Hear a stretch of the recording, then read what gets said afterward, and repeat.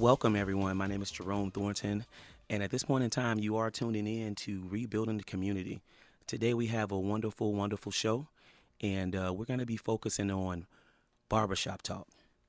We have two guests here from Elgin, Illinois. We're going to be talking about what a barbershop is, what it means to the community, how it has evolved, and the cultural aspects of the actual industry and how it has transformed throughout the years. But before that, what we want to do is I'm going to be running a 5 series show on local celebrities. As I stated in all of my shows, Rebuilding the Community is more than a radio show.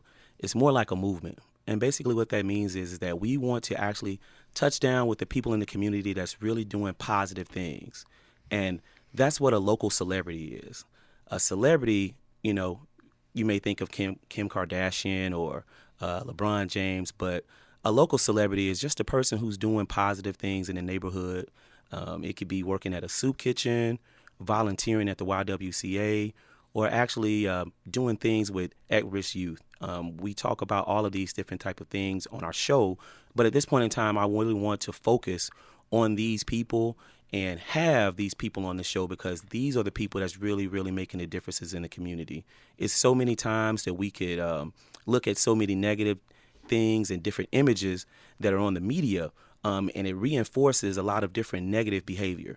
What my show and what my team here, what we want to do is we're really trying to build a foundation and a cornerstone to actually point out positive things that are going on every day by actually everyday people. And that's pretty much what the local celebrity series is going to be about. At this point in time, we have two guests here. If you all can introduce you yourself. Hi, my name is Ricardo Norman, owner/barber of Images Barbershop in South Elgin at 320 Sundown Road. Hi, my name is Bryan Thomas, owner/barber at Images Barbershop at 320 Sundown Road, South Elgin.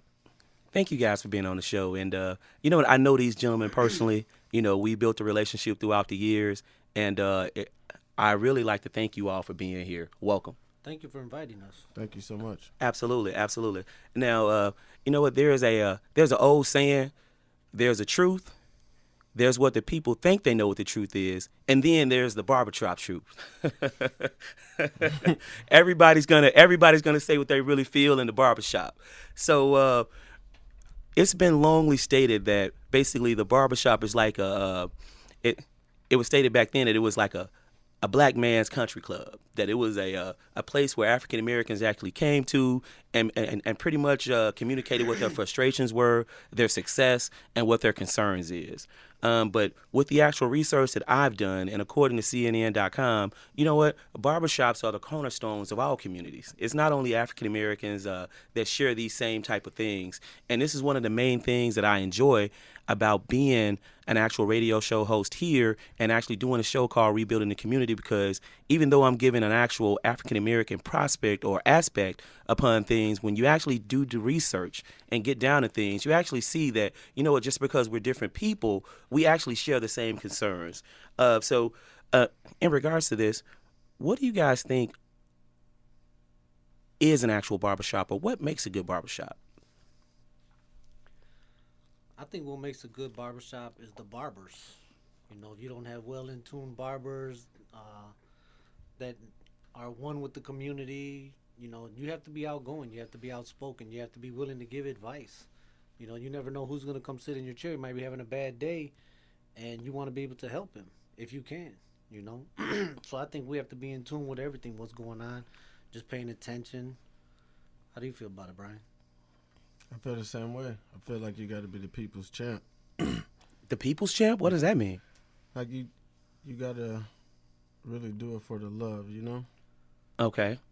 Like you really got to have a finger in your community. Like you really got to be a part of it, and I think that's what makes a good barbershop.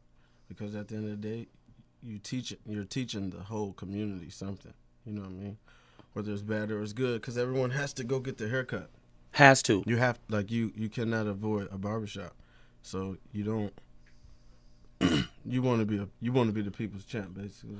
So in regards to this, how important is it to actually, because it sounds as though that you all are saying that you would like to, what makes a good barbershop is not only quality, right? You're going to have to know what you're doing, first of all. First and foremost, ain't nobody gonna go to a barbershop with a hairline is probably about, looking like the size of LeBron James' forehead. Oh, yeah. No, Ain't nobody coming back. trying to do that. But then also, it's also a building a relationship thing. Yeah, definitely. It's so many times, in so many places. I was talking to and I posted this, on my Facebook page that who is your favorite barber? And so many people responded to that, and they gravitated to that aspect because, once you sit down in the actual chair, not only the side talk that you're doing, Right. You're trusting this person with your personal image, because after you get out that chair, I've never heard nobody when they left out of the barbershop like, you know what, I don't feel good. Right. There's a certain feeling that you have when you come to an actual good barbershop, and everybody in the room knows that, this is a almost like a sacred place. What do you guys think? No, definitely. People take it very seriously. This is when you approach somebody, they're not going to hear your words. They're not going to know your background. They're not going to know anything about you. The first thing they're going to notice is how you look. And 9 times out of 10, it's shoulders and up. That's what they see first, So if I was to go to a shop and I got my haircut messed up, I'd be highly upset, man, because what if I was supposed to run in and meet somebody today that was supposed to be important in my life, but I got this jacked up haircut that's going to make that, I'm not going to want to talk to people.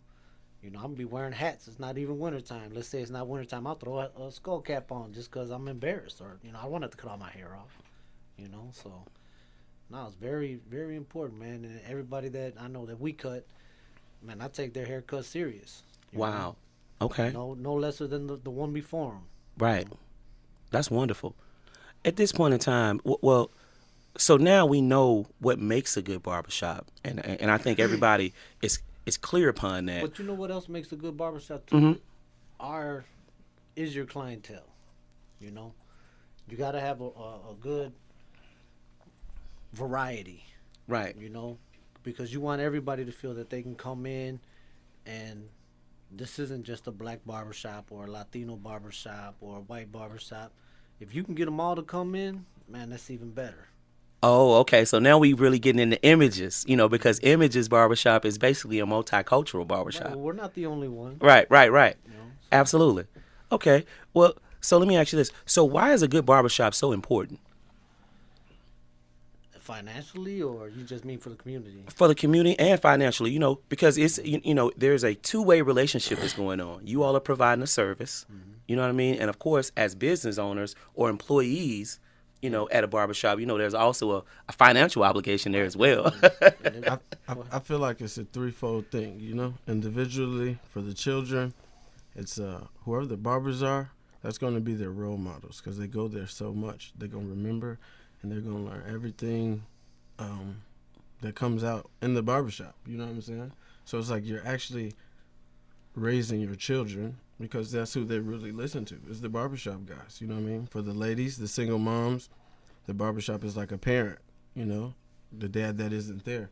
The dad that can't give so much advice because there's so much information being passed around during the time you're waiting for a haircut. For the man, it's like a male's club. It's a place that is not the bar, it's not work, it's not hanging out with your buddies. It's a little more deeper than that. It's almost like a temple, a sanctuary. A temple or a sanctuary. Yeah. Interesting. So what it almost seems as though is like that you all are saying that basically there's a certain level of responsibility that you have to have when you're a barber. My cousin, R.I.P. Charles Hankston, great barber. Cornell Fudge, everybody from Bachelor, Louisiana, if you all listening, if you all tuning in today, they already know who these people are. Barber like Portland, Oregon, Anthony Blake, they call him Brother Love. These people are really, really, they were cornerstones. Right. And everybody knew and they trusted if you got in their chair, if you came to their barbershop, what type of atmosphere it was. It was upbeat.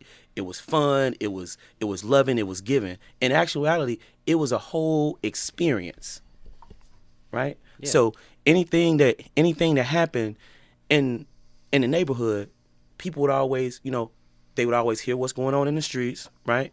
They would look what's in the newspapers, and then they would come back to the barbershop like, so what y'all think about this? Is this true? Right. Yeah, definitely. You know. So, I mean, for all the listeners who are out there, and I appreciate everybody for listening in. We got some great gifts for you all. If today is your first time of actually tuning into the show, I'm going to take you all actually, back a couple of shows. The first thing that we wanted to focus on was economics, in regards to how to rebuild a community from an economic standpoint.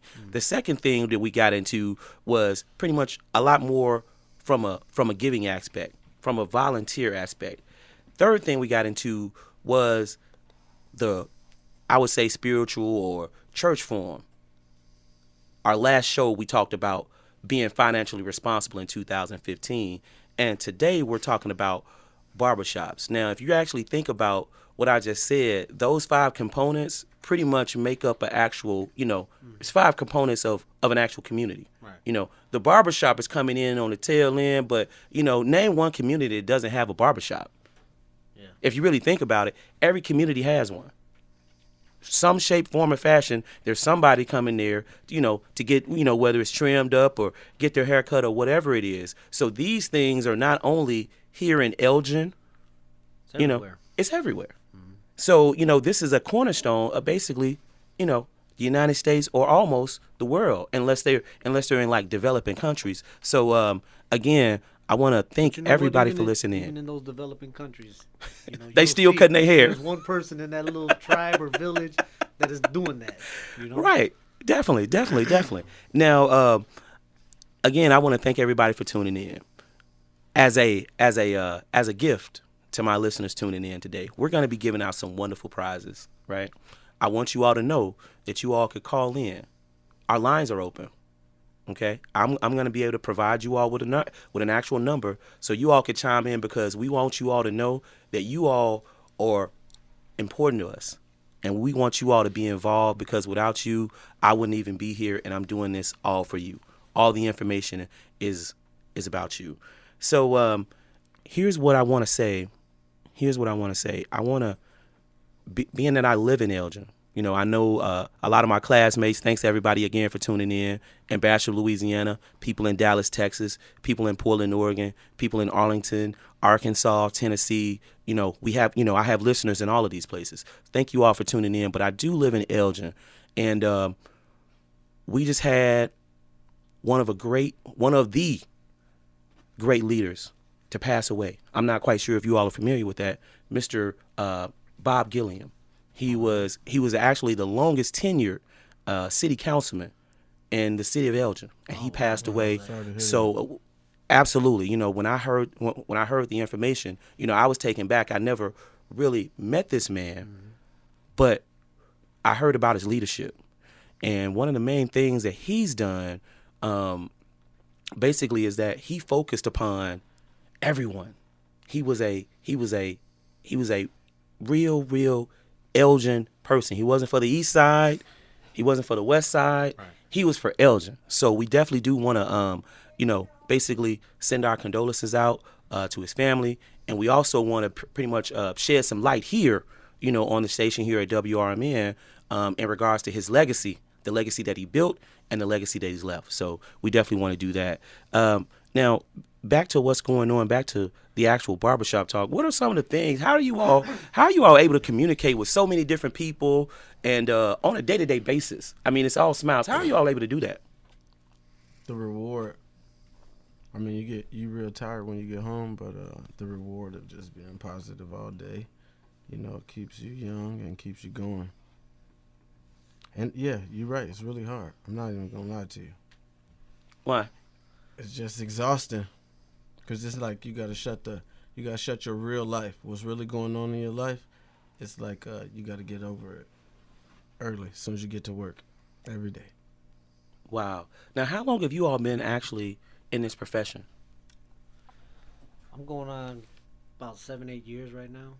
So I was downstate cutting hair, then I was in the city cutting hair, and then I met up with Bryan, and he brought me a great opportunity as far as opening up a shop and just doing it ourselves, and that's where I'm at right now.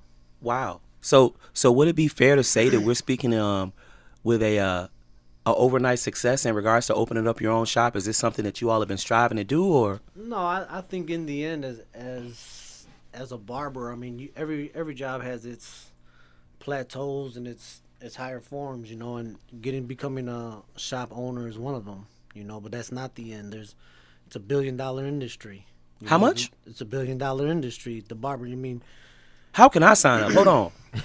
I mean, it's $1 billion in there. Yeah, yeah. I think it's more But than that. it's not being one shop owner. You got to own many shops. You Right. know? You got to start product lines. You got to clothing lines. I know guys that have their names on their own straight razors and stuff like that. You know, you can go further. It's just that in smaller communities, this is where it stops. It stops at owning your own shop, you know, and working with your friends. I know a couple guys in Chicago that own 10, 15 shops and go to barber battle. There was a barber battle last night in the city. You know, come in there and they do contests, fastest barber, best graphics, you know, stuff like that. I mean, it's way much more than just owning a shop in the community. If that's where you want to take it, Right. You know, but as for us right now, we are where we want to be. Mm-hmm. You know, Okay. and hopefully we'll get this. You know, we just opened up 4 weeks ago. You even promoted our shop when we did the Christmas. Definitely, free haircuts for the kids. that's some of that. That's that building a relationship that I was talking about earlier. And one thing that I really didn't realize, because I'm looking at this from a social standpoint, and from a moral standpoint. But you know what? What never really touched down with me is actually from an economic or a financial standpoint. I mean, right now we have one of the longest standing African American owned businesses in Elgin, and that's Bees. Yeah. Bees Touch of Style. I mean, yes, sir. absolutely, and That's where I came from. absolutely, and this is one of the main reasons why we're promoting or letting everybody know. If you don't know, in Elgin, you know, maybe that rock that you was living up under was really, really big, and there was no sunlight. But Bees has been open for Forever. definitely over, what, 20 years, 30 years? Yes. Maybe even going into 40 years. She's been open for a long time, and they've been giving They gave pretty much everyone their start. Most of right. multicultural barbershops. So there's a development aspect with this as well. Yeah, like a lot of head shop owners, they used to work for Miss Beatrice Williams. Fantastic. Now, let me ask you this. So we've talked about how important these things are, you know, in regards to our community.